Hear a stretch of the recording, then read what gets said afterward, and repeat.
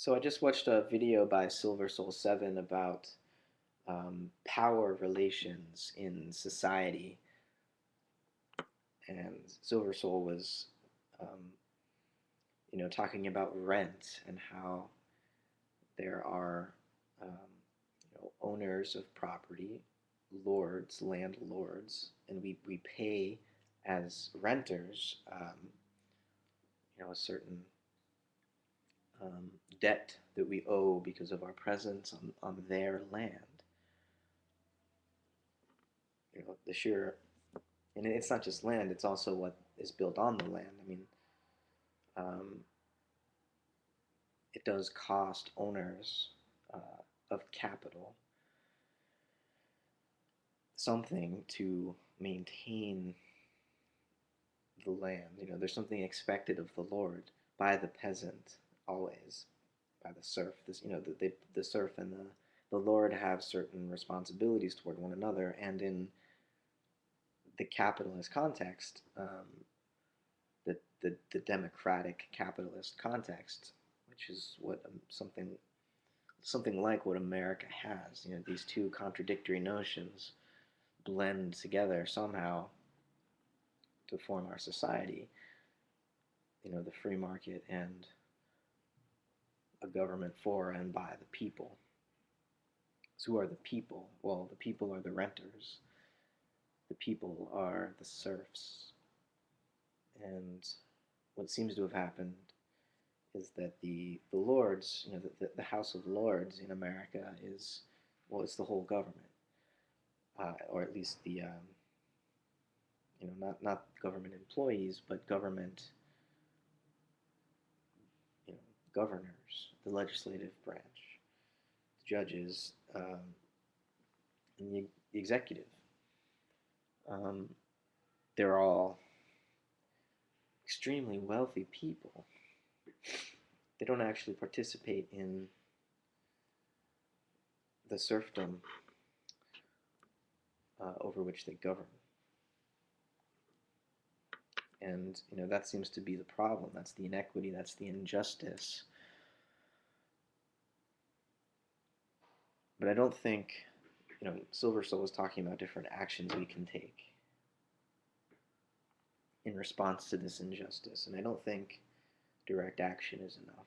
I don't think a global union that could strike and bring capitalism to its knees is the answer, because like it or not, the industrial technologies, the technosphere that modern capitalism, planetary in its extent, has created, um,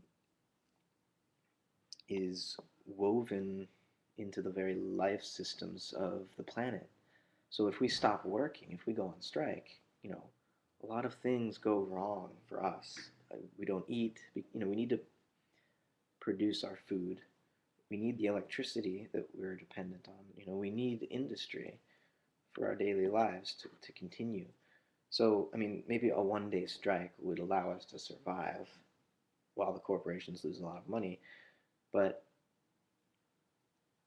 ultimately, the real answer, I think, is creating new institutions so that, you don't even have to go on. It's not just that you strike, you actually rebuild your life on a local level, on a democratic level, um, and stop relying upon the institutions that are exploiting you, that are lording over you. Create your own rules. And a rule isn't just an idea. A rule is a relationship with another person or group of people that you both agree to, um, you know, obey or hold yourselves accountable and responsible for. Make new rules. Make new practices with other people. Learn how to grow your food without having to go to a grocery store, or at least shop at grocery stores that buy their food from, you know, the farmers themselves who grew it, instead of a huge company that grew it in another state probably and had it shipped in. You want to bring your economic relationships into congruence with the ecology in which you exist. And I think really it's the ecological frame, the ecological issue that really should be uh, right at the forefront of any political or ideological response to capitalism we might want to marshal. Um, if we're going to make new rules for a new civilization, we've got to look at how our civilization relates to the earth, because consistently, from Babylon through Greece, Mediterranean, um, into France, Spain, and the United Kingdom,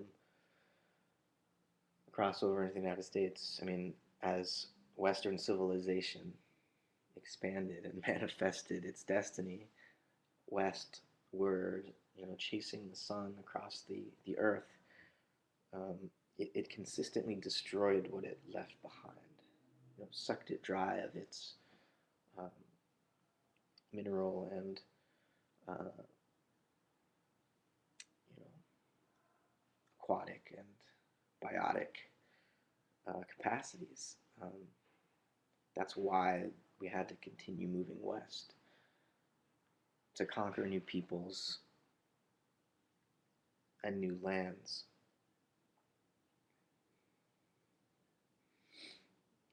But we've run out of land to conquer. We've met China, and China's doing a pretty good job conquering its land and its labor.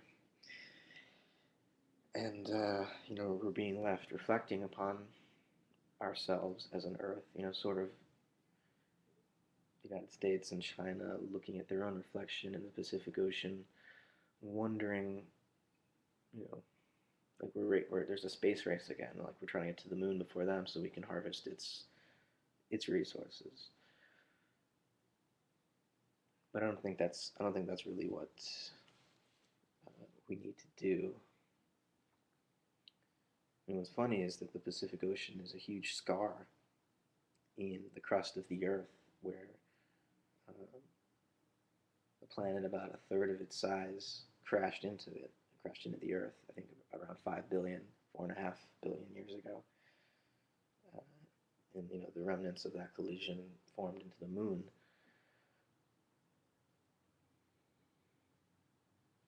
So I think it's the ecological and the cosmological.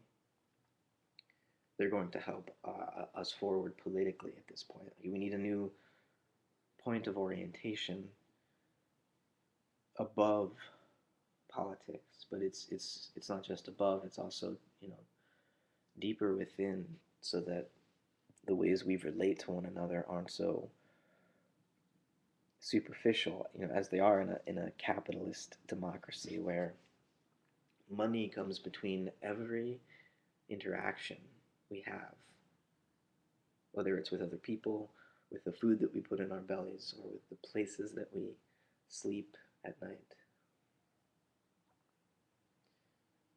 Money comes between everything. It forces us to modify everything that we are in relationship to weigh it according to an abstract numeral and set of numerals and you know, derivations of those numerals, which is what banks do with the money that they loan us. They speculate on it, they get derivatives, and somehow end up uh, growing in size, making profit, so called. The banks are harvesting profit off of merely loaning money to debtors, consumers. It's outrageous, right? Bank has become a four-letter word, as I read in a New York Times article today. The Occupy movement has happened to New York City, right? There was 9/11. That was, I think, really it's a manifestation of the oil crisis, the wars that the oil crisis creates, peak oil. It's also a manifestation of the radical Islamic terrorists. What could be more frightening to a Christian nation? Um, but Occupy is in its magnitude in terms of an ideological message that hits you at an emotional core level and not just a sort of, maybe I'll think about that later level. Occupy is as transformative an event politically, socially, economically in this country as 9/11 was. And I think that's because it's the beginning of a new form of consciousness. And it's this form of consciousness has been bubbling through certain currents all the while, but now it's overflowing its container. It's no longer a consciousness capable of participating willingly in the daily destruction of the global capitalist system. The alienation of the worker from the value of their labor, the ownership of earth, and the many people, human and non, who try to live upon her every day. It's frightening to think about the ontological, the ethical, ontological, or the ethical and the ontological implications of the activity of a company like Monsanto. They're literally changing the living earth into a product manufactured in a laboratory and selling it to us, making a profit, harvesting the very life of the planet itself for their own, for the sports cars and mansions and lawn crews of the wealthiest 0.01% of the country, the executives and the shareholders that orchestrate the global corporate catastrophe.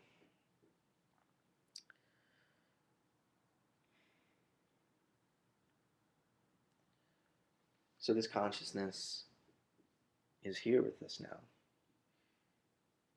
We can't go on with the catastrophe, which doesn't mean the collapse won't happen.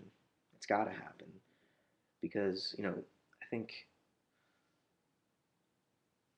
the economy isn't in a depression so much as it is in a transition, a transformation, in fact, from one state of organization to another, to a higher octave, but a lower octave as well, depending on where you're looking at it from. It's just going to change its structure entirely so that it won't be recognizable on the other end. It's the biggest challenge for us today is to trust in the death, rebirth mystery. To trust in the fact that while the old civilization is collapsing all around us, the new is using it, composting it, gathering the nutrients that are available everywhere, and metabolizing them into a more vibrant, ethical, and in the end, divine way of life.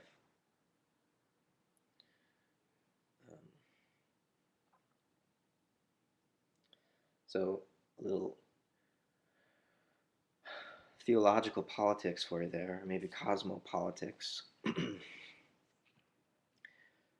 Let me know what it was worth for you.